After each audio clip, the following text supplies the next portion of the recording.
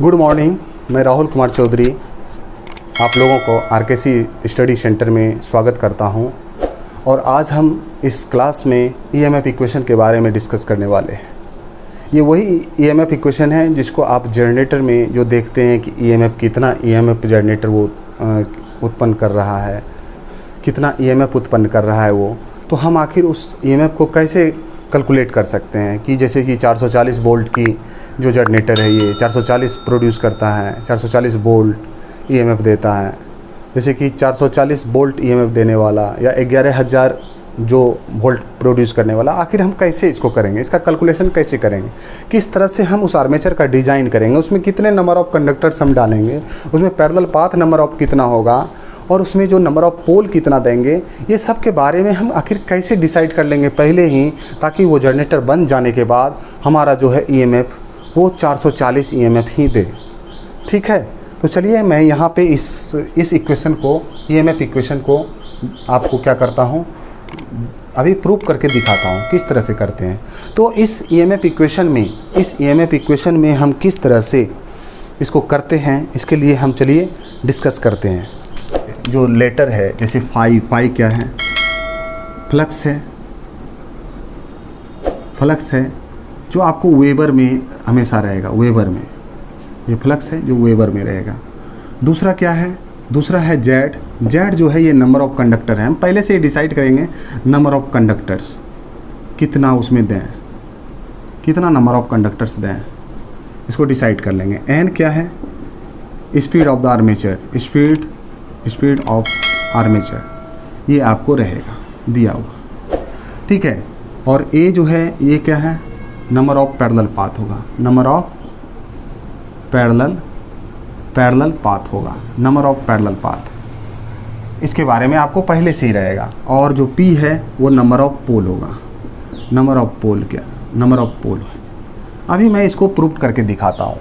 इसको प्रूव करने से पहले मैं एक छोटी सी आपको नॉलेज देना चाहता हूँ यहाँ पे कि आखिर ईएमएफ बनते कैसे हैं, ईएमएफ कैसे बनते हैं, इसके बारे में मैं थोड़ा सा आपको बताना चाहता हूँ।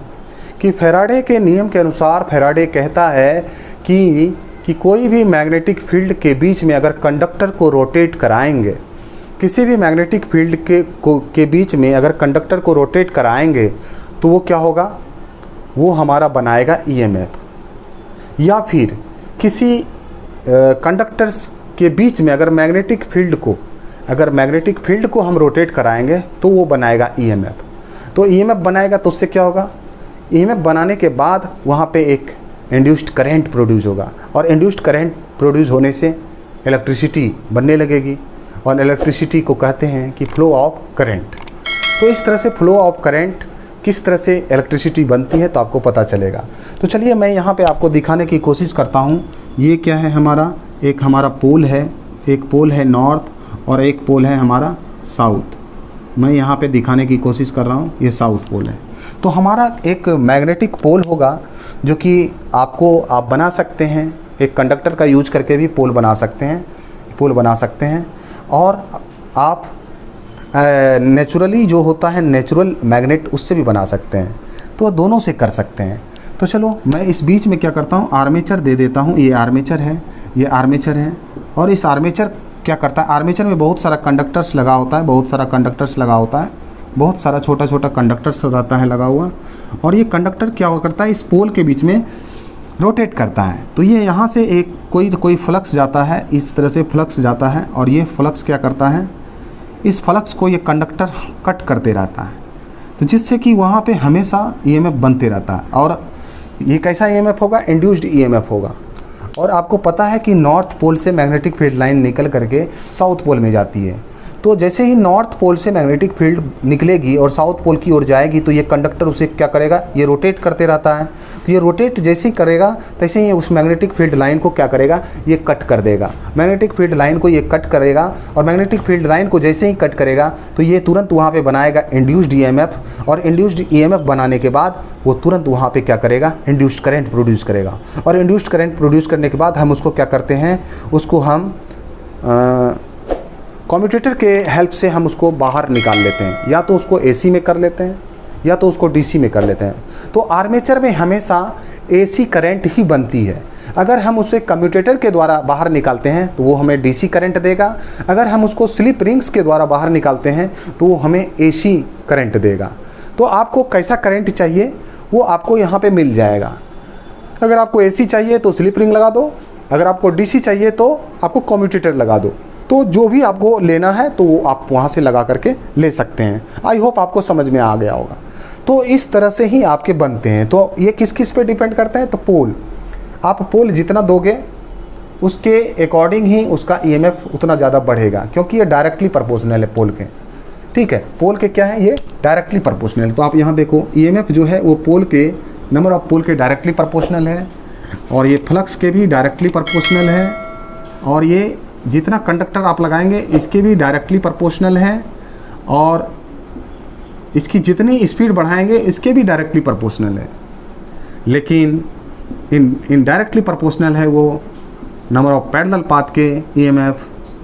ठीक है, तो ये सारे कंडीशन है। तो इससे आपका बन जाएगा क्या, equal to phi Z N into P by A. और ये 60 कैसे आया मैं अभी बताता हूँ कि एक सेकेंड में कितने रोटेशन लगाएंगे तो उसी को तो हम बोलेंगे एक सेकेंड में कितने चक्रों की संख्या होगी, उसको बोलते हैं 60/n। जितने चक्र वो घूम रहे थे और जितने टाइम में, एक मिनट में जितने चक्र घूम रहे थे, तो चक्र से डिवाइड कर दो 60 को, तो 60/n आ जाएगा। तो ये 60 कहाँ से आएगा अभी हम जस्ट बताने वाले हैं, तो अभी जस्ट आपको मिलेगा। ठीक है, तो चलिए मैं स्टार्ट करता हूँ। तो स्टार्ट करता हूँ ईएमएफ इक्वेशन। तो फैराडे का नियम कहता है E इक्वल टू d∅dt। ये ईएमएफ का है, और ये ईएमएफ इक्वेशन में ये आपको यहीं से लेकर के चलना होगा। फैराडे के नियम के अनुसार, फैराडे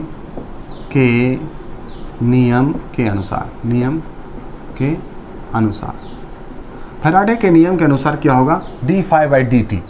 तो एक चालक द्वारा उत्पन्न ईएमएफ कितना होगा, एक चालक द्वारा उत्पन्न ईएमएफ उसको लिखते हैं हम d∅dt। ये एक चालक उत्पन्न किया है। ये कितने चालक उत्पन्न किया है, एक चालक। आई होप आपको समझ में आ गया होगा। एक चालक में प्रेरित ईएमएफ इतना है। प्रत्येक चालक द्वारा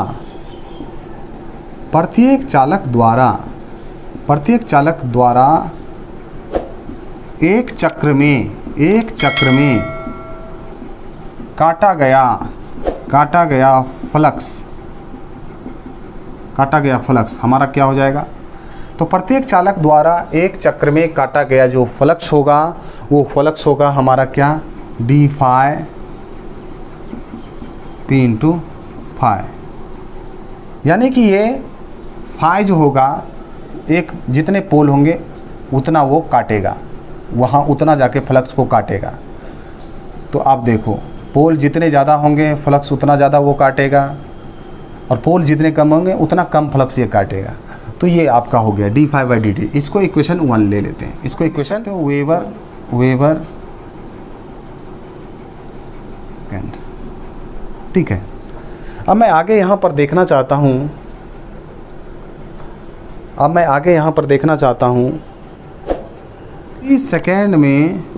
प्रति सेकेंड में चक्रों की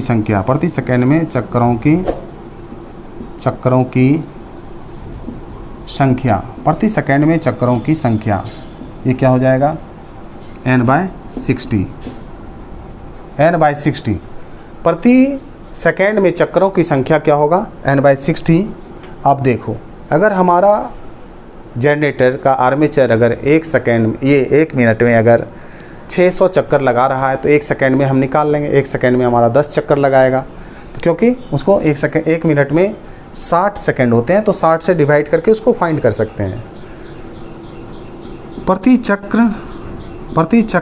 चक्र में लिया गया समय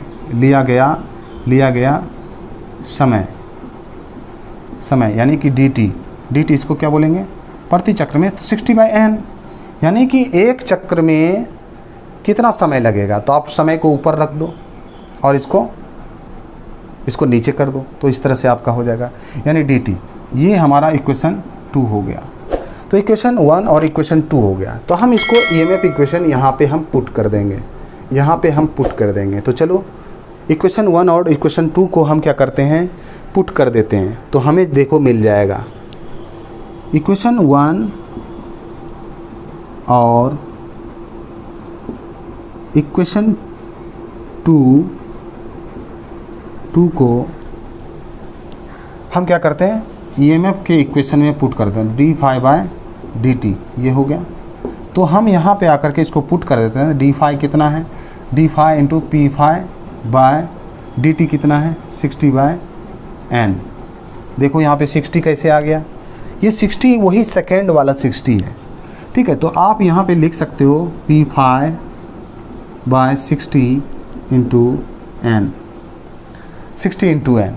तो हमें ये मिल गया। तो अब मेरा इक्वेशन ये क्या हो जाएगा, phi P N by 60। I hope आपको यहाँ तक समझ में आ गया होगा, फाई पी एन बाय 60। तो चलिए मैं इसको क्या करता हूँ, एक चालक हो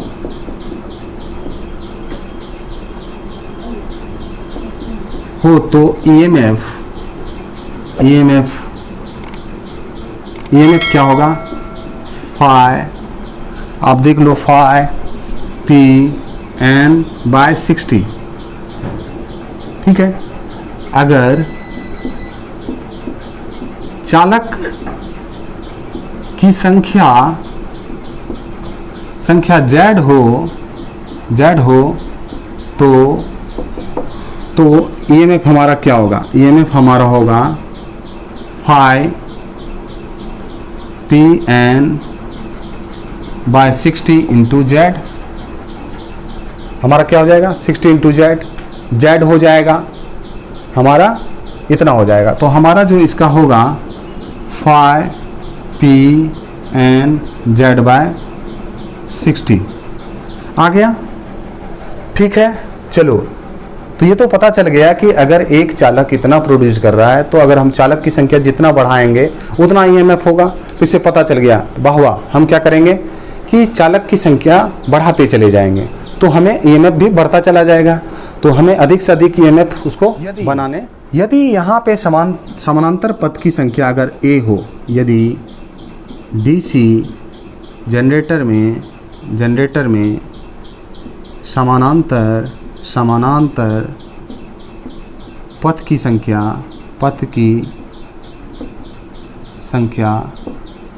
ए हो तो क्या होगा, देखो समानांतर पथ की संख्या के वो बिल्कुल इनडायरेक्टली प्रोपोर्शनल है, इसीलिए यहाँ पे क्या हो जाएगा, इसका ये हो जाएगा।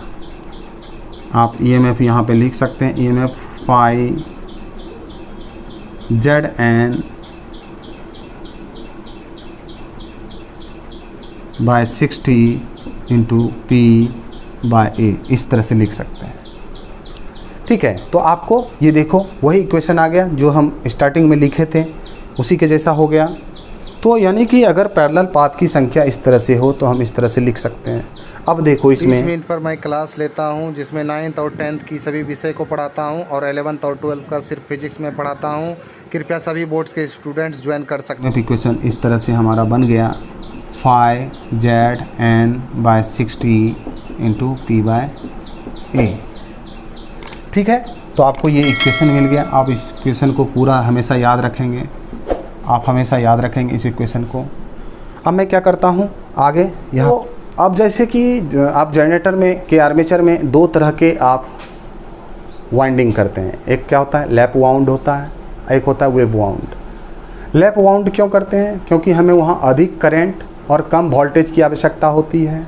वेब वाउंड क्यों करते हैं, वहाँ पे हम अधिक वोल्टेज और कम करंट की आवश्यकता होती है। इस तरह से हम दोनों कंडीशन में देखेंगे हमारा फॉर्मूला कैसे काम करता है।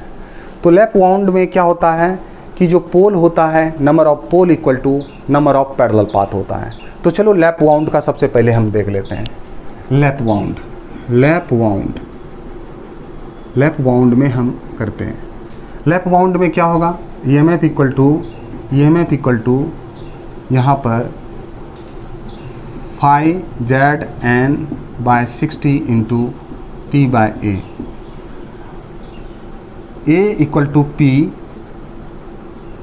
अगर A P के बराबर हो तो लेफ्ट बाउंड में बराबर होता ही है, लेफ्ट बाउंड।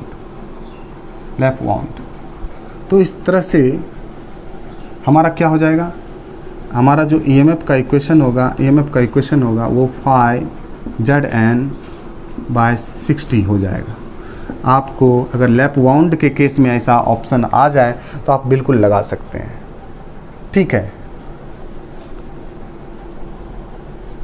और आपको वेव बाउंड के लिए क्या होगा, वेव बाउंड में क्या होता है, वेव बाउंड में आपका EMF हो जाएगा फाई ZN/60 इंटू P/A।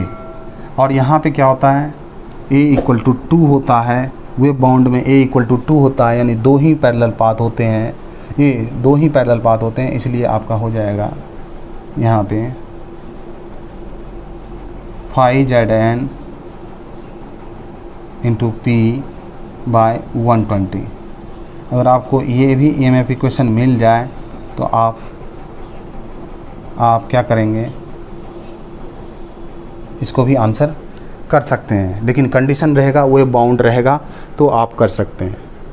अगर ऐसा नहीं है तो आप नहीं कर सकते हैं। तो आपने अभी जो देखा कि आप EMF इक्वेशन कैसे निकालें, आपको कैसे निकालना चाहिए, यहाँ पे इस EMF इक्वेशन के द्वारा आप अपने क्वेश्चंस को सॉल्व कर सकते हो।